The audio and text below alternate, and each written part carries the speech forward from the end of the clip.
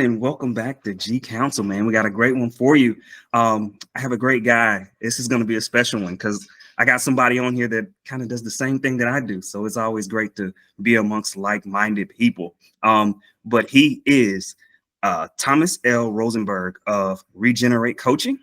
And I want to welcome you to GCounsel, man. Thank you so much, Adrian. It is a pleasure to be here on GCounsel. Appreciate it.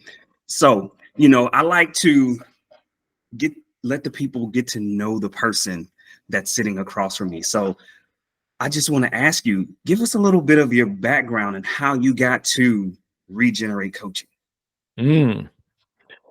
Well, that is such an expansive question, but I will try to keep it short and sweet. So I will share upfront so you get the punchline ahead of time. I am a somatic coach.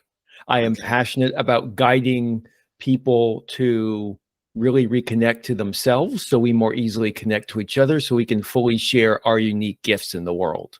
Mm-hmm.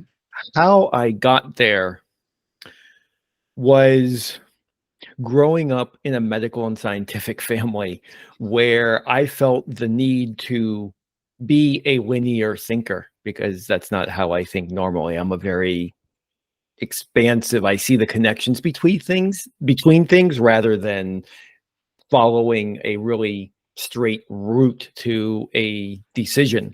And I also felt a need as a man to be following a technical career path. And that wasn't me, but that's what I felt I had to show up as.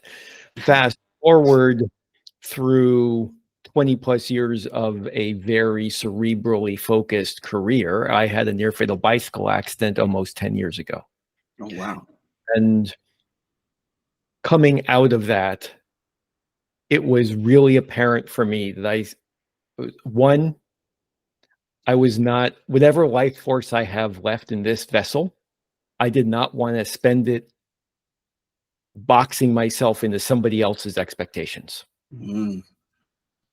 And that even though I was working as a technical subject matter expert internationally, it was really about people. It was technology on a good day gets us 15 to 20% of the way there. It's really about how we relate to ourselves, how we relate to each other. That's where all of the issues that we're facing today as a species originate. And so I felt I needed to focus my time and my energy on humanity and highlighting and cultivating those connections with our shared humanity. Nice. I want to stay kind of in this space, listening to your story and what you just said. So I have this question, especially being a coach. Why do people not really take the time to get to know themselves? That is such a delicious question. How long do we have today? Hey, we're going to go till it takes us, man. We're going to go till it takes us. There we go. No. In all seriousness, I just feel like that could be a good couple-hour conversation. But for me, what it boils down to is we have a culture and a society that does not cultivate that awareness. We're taught, I was at a networking event a while ago, and I was walking back to public transit with somebody from the meeting, and he didn't quite get what I got. And I was joking with him as I went. I said, well, in our society, we grow up and we stay here in the head. Mm-hmm. And what I do is I help people grow back down. Mm-hmm. And he's like, why would you want to grow back down? And so he didn't get the joke, but what I feel like it points towards is our education, the messages we get from societies. Like, you have to grow up, you have to show up a certain way, whether you're a plumber or a lawyer, it doesn't really matter. but you have to, like, you're working with cerebral knowledge and about how things work and how things need to be a certain way. It's not about, well, what are my needs, and how do I honor my own boundaries? How do I honor cultivating what I'm here to be, what I'm here to do? Those are questions that are rarely encouraged by parents, by families, by society. Very true. And in this business, there's always something typically that you can point back to why you may behave a certain way, right? Why you Mhm. look at things a certain way, all of those different things. And so that's why I wanted to ask the question, because that's what we do, is like we typically dig deep to find something that you really didn't know that was in you. Like I'll say it's there, or you didn't even know that it was affecting you in the way that it did. So you Mhm. have to do self-discovery, right? And Yep. rediscover yourself. But like you said, we're not taught to kind of learn ourselves as we grow. So we grow up, Mm. and Mhm. now we have to do the reprogramming of taking ourselves back down that road of understanding kind of who we are and how we got to this point. Right. Um, Me personally, I think that's kind of that's when you become a hero. Your power, your superhero power, Mhm. is once you kind of understand yourself and how you operate, and you're able to move in that space and make this thing called life a little bit easier, right? Mm. Mhm. So yeah, I thought that was just a question, and honestly, that wasn't even part of my questions. It was just, it jumped in my head when you were speaking about your story. So in your story, was the accident kind of like your pivoting point where you're like, okay, I just got to do some things different because life isn't promised. So Mhm. can you elaborate a little bit on just kind of how you felt after that, and moving forward? Mm. So I had a traumatic brain injury in the accident. I left my bicycle going about 40 miles an hour, trying to avoid an erratically driving car in front of me. And I still don't know to this day if he was trying to brake check me or what the deal was, but it was very disconcerting. I used to race in college, so I'm accustomed to going fast. But it was, I knew I had to leave the bike in order to survive, with the best probability. And so it took me so my mom's an occupational therapist, and growing up with stories of patients who went through rehab for various things, I knew that I had to work really hard to get brain function back. I didn't know how much. You never know when you have a traumatic brain injury, how much is going to come back and how long it might take. Everybody responds differently to that sort of thing.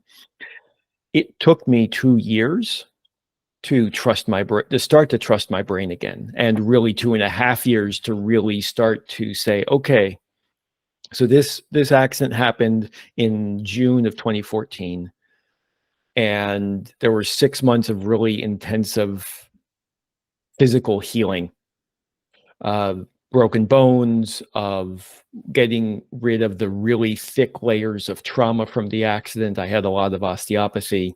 2015 was about, okay, how well does my brain work? Mhm. 2016 was proving to myself that it would be, say, above 95% of what it was pre-accident. And coming from a very cerebral family where your knowledge, your expertise is what is valued, Mhm. it was very scary for me to, like, well, I don't know if I have that anymore. Mm. And so it's, what do you tap into if you can't trust what you have cultivated your entire life? What are the resources that you focus on? And so the accident forced me to dig into the wisdom of my heart and the wisdom of my body. And that's, it's only in hindsight, really only in the last, I would say, 2 years. It was about 2 years ago that I recognized that when I went for my first coach certification with New Ventures West in integral coaching, I had to prove to myself that I could coach from the brain. Mm-hmm. Even though that it's like we're not coaching from the brain, we're coaching with our whole body, we're coaching from the body, but it's the feedback that I received was you're not embodied enough yet. And that led me on a path to going through another coaching certification, which I finished 2 years ago with the Strozzi Institute on somatic coaching. And it's just like, oh, like this is what it means to really feel the embodiment. Mm. And that is, so it's my journey, as you were sharing before we hit record, we have to do this work ourselves before we can offer it and hold the space for someone else to do it. Very true. And I can just kind of repeat before we move on, kind of what I said, so that we don't lose anyone. But, coaches, we are not superhumans. We're doing the work, right? We have life situations that come that we have to deal with and that we have to overcome. Most coaches have coaches themselves too, right? The work doesn't stop. And what I mean by that is it doesn't stop on us. We help you, but we also need help as well too. So, it's like you look at, and I like to use this analogy. You look at LeBron, like, does he really need a coach? Could be debatable, right? But he's always had a coach, right? And he's very proficient in what he does, probably one of the best to ever do it. And the best, depending on who says, right?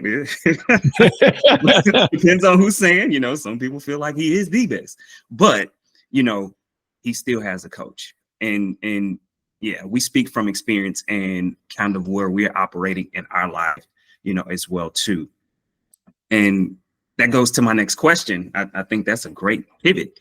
How important is coaching to someone's personal development? Well, you're talking to a developmental coach, so I feel like it is absolutely essential. What I keep reminding people of is that basically past the age of 26, 27, depending on who you talk to, our development as humans is no longer biologically determined. And it really comes down to your own volition. And you mentioned earlier, we have to reprogram ourselves.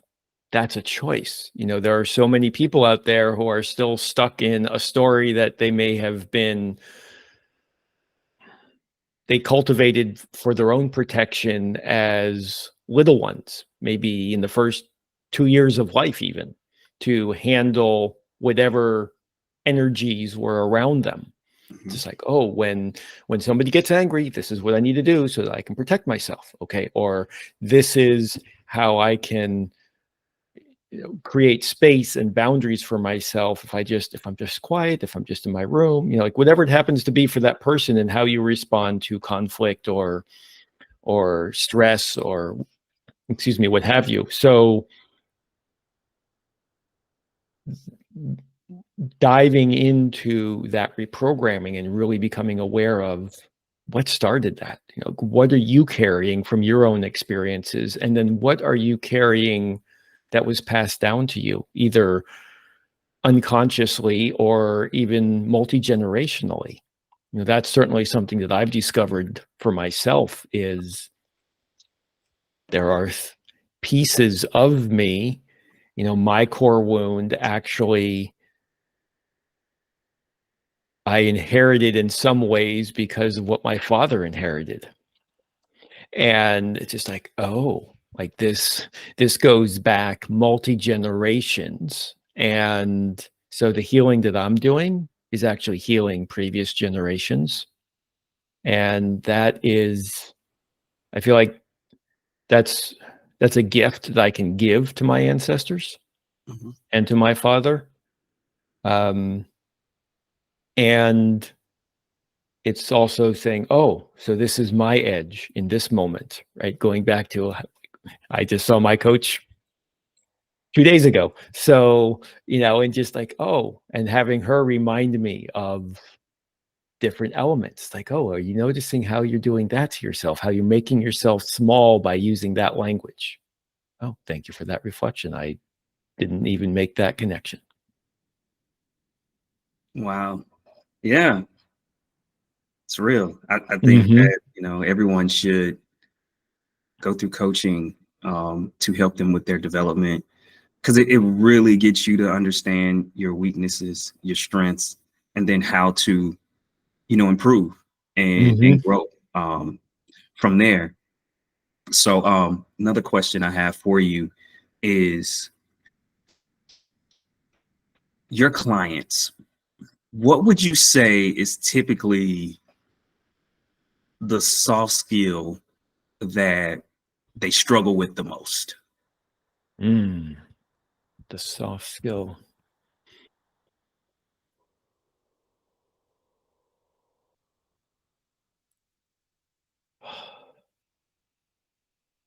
So this might be a slightly unusual response, Okay. but I'm going to say trust, and specifically self-trust. Okay. From, to say it differently, in the somatic lineage or training that I belong to, we talk a lot about dignity, our vertical line, and the only way that we can feel somebody else's dignity if we can connect and feel our own dignity. Okay. So we need to feel our own dignity first, not to say that it necessarily needs to be on fire big, because I'm not talking about being larger than life. I'm just saying, like, just honoring your own dignity, what you bring to the room, to the interaction, to the relationship, to the table. Honoring that allows you to more easily feel that shared humanity and that dignity that's sitting around you, across from you. Okay. I think, yeah. So my clients are similar. It's definitely the self thing, but for me, it's self-confidence is Mm, what it seems the people that come to me tend to struggle with. They just lack that confidence to go out and be great. They have the skills, they can be great, but just something seems to happen to where they just can't pull the trigger. mm-hmm.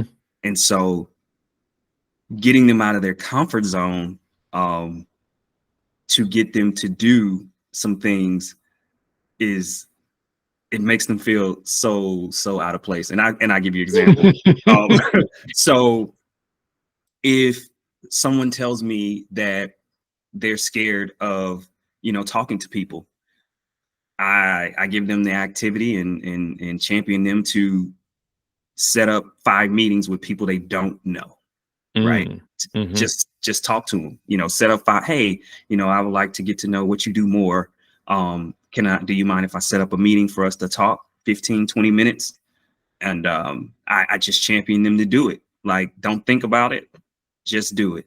But self-confidence, man, that's where my clients seem to struggle the most. Mm, And it's tough, especially hearing some of their background stories. mm-hmm. Yeah. Yeah, man. Okay, this is great stuff, man. I'm trying not to, especially with us both being coaches, start a session where we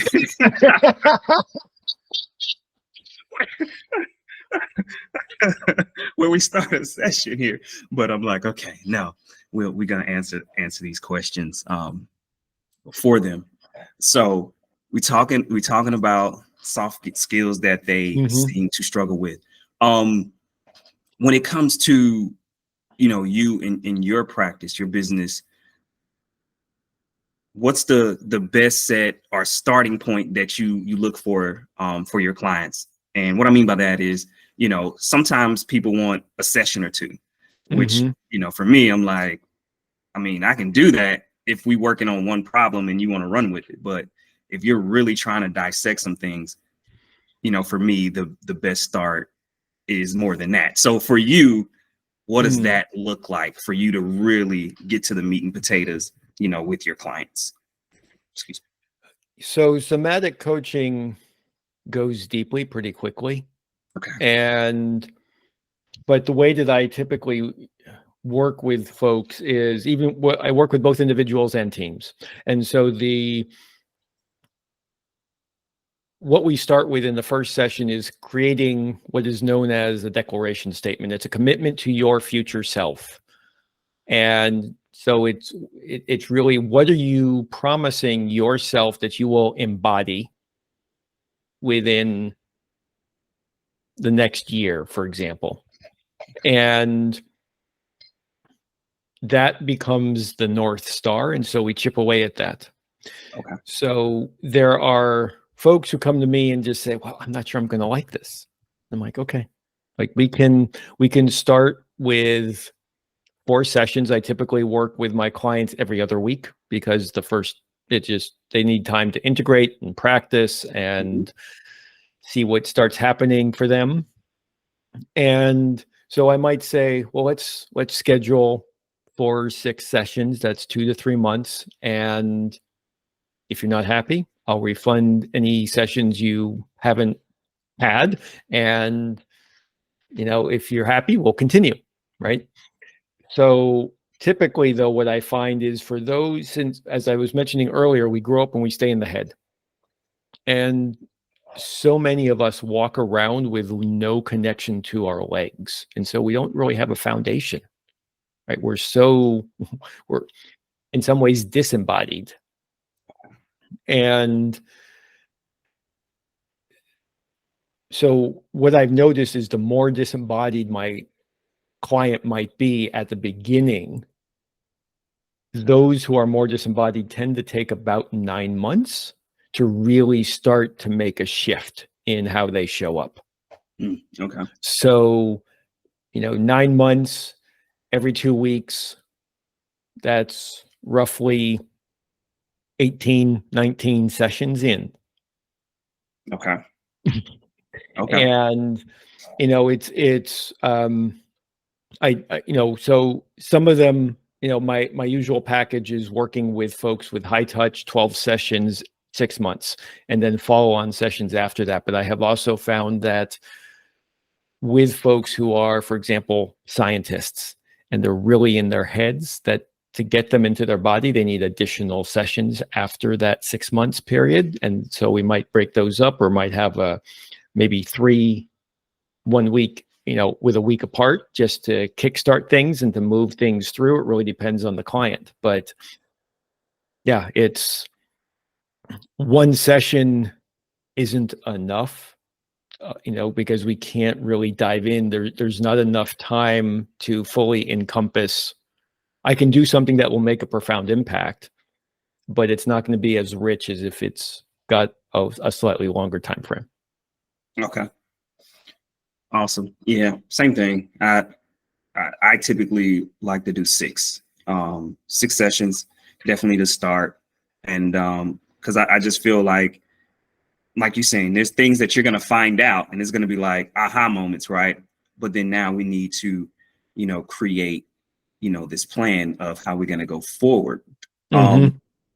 Do you feel that, and I'm not sure, in your practice, do you help them create a plan, kind of going forward after you've kind of figured out what they need, to improve on, or what they're looking to improve on?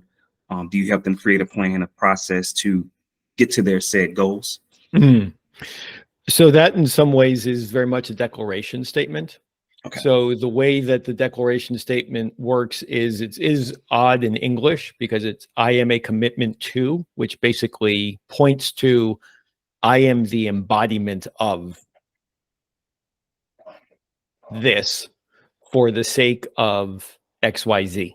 Okay. And from that, there are conditions of satisfaction and there are actions that you can take, right? And so those actions, I'm going to start speaking up in meetings, for example, more consistently. I'm going to, as you were saying, like reaching out to those 5 people on a regular basis. I'm going to practice asking for help. Okay. And that's going to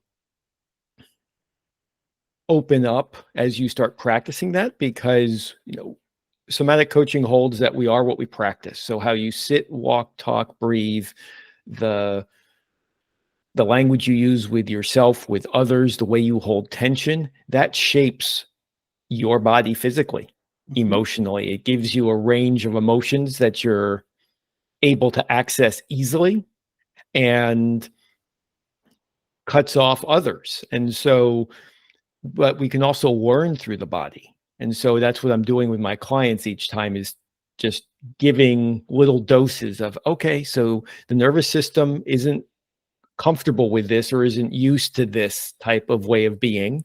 Let's just try it on for 15 seconds or 20 seconds or 30 seconds, whatever happens to be right for that client. And then, okay, so come back to center, calm your nervous system, right? And then we can move. And so all of a sudden, over time, the client has more choice.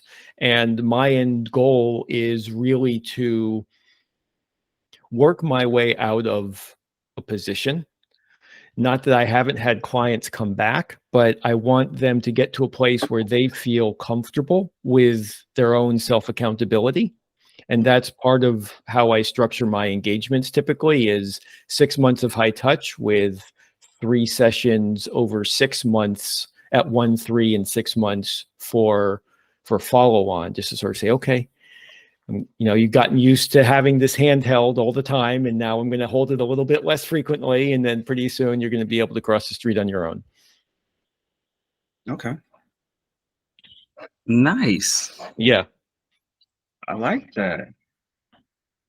I like that. That's definitely, you know, something to think about and digest. I mean, because we're so mind focused and not Mm-hmm. body focused, and bringing our bodies into things that you just don't, until it's put in your face, you don't really think about it, right? I feel like at some point your body is just going through the motions, so to speak, Mm-hmm. that it's been kind of taught, you know, right? Like, for instance, and I find this, and I've learned because I switch it up, but you know, you don't even think about which shoe you put on first, right? Or which shoe you tie up first, or what leg you put on, your pants leg you put on first, or Yep. shirt sleeve. Mm-hmm. Like, you don't even think about these stuff. You're kind of in autopilot, right? Yes. And you just do it. And so that was one thing that I was tasked not to be in autopilot. Like, think about it. Think about what it is that you have your body doing, right? Mm-hmm. And so now I'll switch it up. Sometimes I put my left leg in, sometimes I put my right leg in, sometimes I put Right. my left shoe on, like, just to get out of that and make sure that I'm thinking through my daily processes so my body and mind stay connected. Mm-hmm. Yeah. Amen. I mean, just think about, like, which hand do you brush your teeth with? Right. You know, now try using the other hand. Whichever hand you use, try brushing your teeth with the other hand, and just see how long it takes you to get comfortable, the same level of facility that you have with your dominant hand, or the hand you're most accustomed to. And that, I mean, it's the same thing. It's like, how are we connecting with our body, and I'm a little what are bit we of a cheat listening code, to? I'll be honest, because I can do a lot of things with both hands. Mm-hmm. So, and I had to choose. So this is that crazy thing. Oh man. What happened to me when I was younger. So I wrote with both hands. Um, Mm. I could throw with both hands. Mm-hmm. I did a lot of things. I bowled. When I went bowling, I would bowl with both hands. Oh, wow. Yes. And it was like, you need to choose. People would tell me, like, you need to choose a hand. And so Mm-hmm. I'm like, okay. And so some things I do with my right hand, and then some things I do with my left hand, Mhm. as far as dominant. But I didn't, until of course got older and then the life we live in, I didn't really think about that. I'm like, man, I was told that I had to. So it was, you have to pick a hand. You have to Mhm. pick your dominant side. Everyone has a dominant side. You have to pick one. Where my mind was like, no, you just do what comes to you. I was, Right. and that's that funny thing because, thinking back in hindsight, I'm like, I was in tune with my body. My mind and my body was in tune with each other. Mhm. And then you get out of it and then you try to kind of go back. So Yeah. yeah, I say that to say brushing my teeth with either hand, it doesn't really feel that uncomfortable to me. The Mhm. one now eating, it does. I'll be honest. Depends on what I'm eating. I could eat a bowl of cereal or something, but like steak and trying Yeah. to maneuver and cut and switch. I'm like, oh yeah, that's a tough one there. Oh, Right. No, indeed, but I'm amazed because I consider myself mostly ambidextrous as well, and I had to choose. I was told to choose. It's oh wow. when I was playing sports, it's like you know which leg are you kicking with? Which hand are you throwing with? Or I played volleyball, so spiking with. It's like I had the choice. It's like which one do you want to use? Choose. Yeah, it's crazy when you go back and think. And so we're basically as youngsters, we are being molded into what Hmm. others think, or put in a Yep. box of what others Yeah. thinks that we should be doing and not necessarily what we should be doing, which also comes back to the point of, what was the phrase that you used? Growing down. Is that what you said? Yeah. Yeah. I said, yeah. Growing back down. Yep. Growing back down. It makes a lot of sense because that's typically what we're doing. We're getting back to the basics to Hmm. then now reshape, remold, put it back together, and then now grow Yeah. back up. Hmm. Have your body catch up with your mind. Hmm. And that, Amen. once again, like you what you were saying, like we could talk about just this right here for hours, right? Because we could go down a super rabbit hole of how that even happens, in Hmm. the world in media. But anyways, so I'm open if you're open. So you're driving. So you let me know where you want to go. maybe we should save that one for the next one. Maybe we should save that one Okay. for the next one. Because we literally could talk about that piece. We could have a whole show on that piece, right? Hmm. Literally. But we definitely have to, your mind and your bodies have to be connected. And people definitely need to come to, come to one, with that process. So whatever that looks like, right? Come on to us. But yeah, we're gonna save that one. But because I do want to talk about that at some point, and you be the perfect person to talk about that with. So All we're gonna righty. talk Well, about it at some point. yes, indeed. You let me know, and I'm there. So, but yeah, coming back, everyone that that does this, I like to talk to them and ask this question because, for what I do and the reason why I wanted to do this is to kind of bring it all together, in your thought process, how does coaching, right, Mm. help you not only develop as a person, but develop your career, your whole entire, life and Mm. everything surrounded it. How does coaching help in that? Well, as I mentioned before, that answer is really easy. So I love the question. And part, so my core wound growing up was I'm not enough. I'm not a Mm, linear thinker enough. I'm not scientific enough. Um, and so it's always a question of, are all my gifts going to be received and gain approval? And when I was about the 2-year mark after my accident, we were holding space for a dear friend who was passing from cancer, and she has served as an inspiration because here was somebody who figured out a way to share all of her gifts, mm, okay. die surrounded by community with tremendous grace. And I just said, that's what I want. Like, that's just to have the opportunity to have that deep community, to have that sense of grace, and to be able to share all my gifts fully, richly. And coaching allows me to do that, especially somatic coaching, because there are more elements to it that allow me to bring in things that I heretofore didn't share with that many people. I was hiding it. It's like, oh, you don't want to know this part, right? That's Wow. you're not close enough to me. I'm not sure you're going to like me if I share that with you. And so here I can say, this is who I am. And I'm showing up with my heart, with my soul, and offering this to the world. Okay. Awesome. Oh man. Appreciate that. Thank you for definitely, doing this with me. This has been a great episode. I really, really, truly enjoyed it. Let the people know how they can contact you. Sure. You can find me at my website, certainly, which is regenerate.coach, COACH. And that's probably the simplest. There's an orange button on the website where you can click in and find the time to talk. Always happy to talk with anybody who's interested in receiving somatic coaching to see if we're a fit.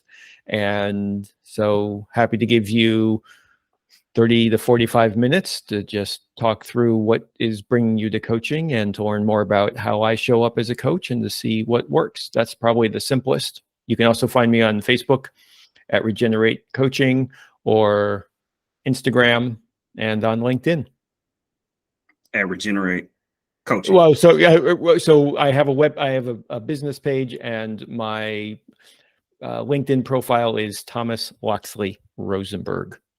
So you can find me at LinkedIn /Thomas Loxley Rosenberg. Okay, awesome. It has been my pleasure. I really, really appreciate you coming on, and we're gonna do this again, man. We're gonna do this again because we're gonna dig deep in some of those questions. We're gonna go down some of these rabbit holes. But I appreciate you coming on, and thank you.